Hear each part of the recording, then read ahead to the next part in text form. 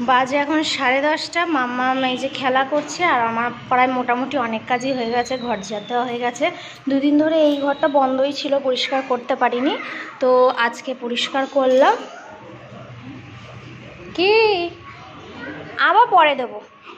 ঘরে বাসন মাজা ভাজা সব কমপ্লিট হয়ে গেছে, আর এবার ঘরটা মুছবো, পাম্প চালিয়ে জলগুলো ভরবো, তারপর করব স্নান। মামাকে একটু মাজার সাথে জল দিলাম, ও না এক এক টাইমে জল খেতে চায় না, তো আমি কী করি, মাজা বা ফুটি থাকলে ওর সঙ্গে মিশিয়ে জল দিই।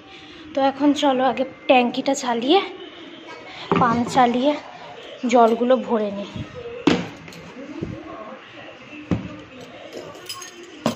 চলো মা, পাম্প চালাবো। মনে হয় দাদু বাড়ি চলে গেছে।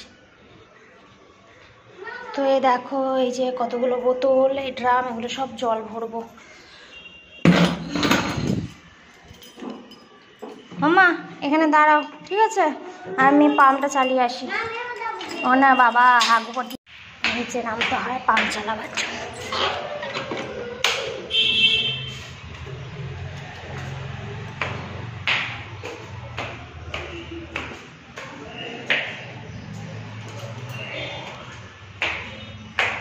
মাম্মাম 4:30-র সময় উঠলো, আর এই যে দুধ খাওয়াতে বসেছি। যা যা কেচেছি মোটামুটি, যেগুলো শুকিয়েছি সেগুলো নিয়ে এসেছি, আর বাইরে কিছু মেলা আছে সেগুলো শুকায়নি, সেগুলো পরে আবার তুলবো।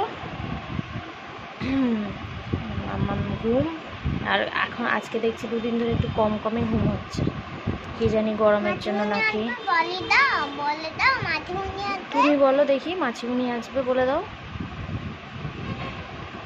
কালকে যে বান্ধবীটার বাড়ি গেছিলাম, সেই বান্ধবীটা আজকে আসবে, তো ওটাই বলছে যে বান্ধবীটাকে মাসিমণি বলে, ওই বলছে বান্ধবী মাসিমণিটা আসবে, তাই বলে দাও।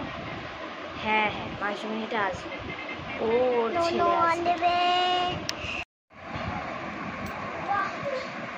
মামামকে খাওয়াতে বসালাম, এখন বাজে 8:20, আর ওই বান্ধবীটা এসেছিলো, এসে মামামের সঙ্গে বাচ্চাটা একটু খেলা করলো, তো এখন ওকে ভাত খাওয়াতে বসলাম, খেয়ে নিক, তারপরে আবার বিছনা টিছনাগুলো গোছাবো। মামামকে খাওয়ালাম, বিছনাপত্র রেডি করলাম, এই বোতলগুলোতে জল ভরলাম, আর রাত্রেবেলা গলা শুকিয়ে যায়, যেন বোতলগুলো পাশে রাখি, 2টো বোতল, আর এগুলো তো এখন খালি থাক, কাল সকালে আবার ভরবো। আর রাতের খাবার এই যে দিনে যা ছিল, ভাত তরকারি সবই রয়েছে, ডিম আলু দিয়ে তরকারি রয়ে আছে, ওই দিয়ে খাওয়া হবে। তো এখন একটু বসি, এখন বাজে 9:22, 9:30 নাগাদ খেতে বসবো, আর তারপর মাম্মা আর আমি একসঙ্গে শুয়ে পড়বো। চোখগুলো দেখো কিরকম ঢোলো লাগছে না, ঘুম পাচ্ছে, অথচ দুপুরে ঘুমিয়েছি, খুব একটা বেশি ঘুম হয়নি, মাম্মা উঠে গেছিলো তাড়াতাড়ি, ওই জন্য আর ঘুমটা হয়নি। আর দেখি খেয়ে শোবো, শরীরটা খুব একটা চলছে না, পা হাত পাগুলো প্রচণ্ড যন্ত্রণা হচ্ছে। তো চলো আজকের মতো ব্লগটা এই পর্যন্তই। যদি কিছু ভালো লেগে থাকে, লাইক কমেন্ট শেয়ার, অবশ্যই সাবস্ক্রাইব করবে। তোমাদের ভালোবাসা, আশীর্বাদ আর সাপোর্ট কিন্তু আমার খুব দরকার। তো চলো, tata, good night. Good night বলো। আর একটা নতুন খবর দিই, সন্ধ্যাবেলাতে একটা টিউশন এসেছিল,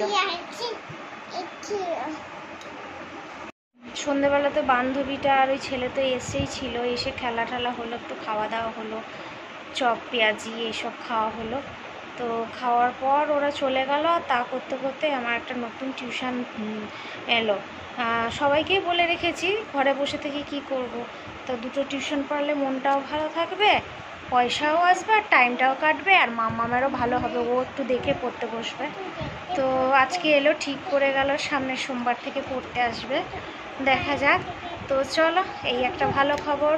আসলে সবসময় একটু নিজের রোজগার করার ইচ্ছা প্রথম থেকেই ছিল, তো তাতে টিউশনই হোক বা চাকরি হোক, একটা টাইমে টিচারই করেছি, টিচিংয়ে ছিলাম 7 বছর ছিলাম।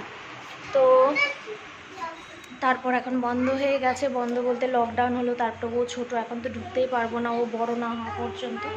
তো বড় হোক আর একটু হাই স্কুলে যাওয়ার পর তারপর আমি আবার চেষ্টা করব কোনো স্কুলে জয়েন করবার। আর এখন টিউশনগুলো আস্তে আস্তে যদি আসে 2-1টা, তাতেই মনটা ভালো থাকবে। তো চলো, টাটা, গুড নাইট, ভালো থেকো।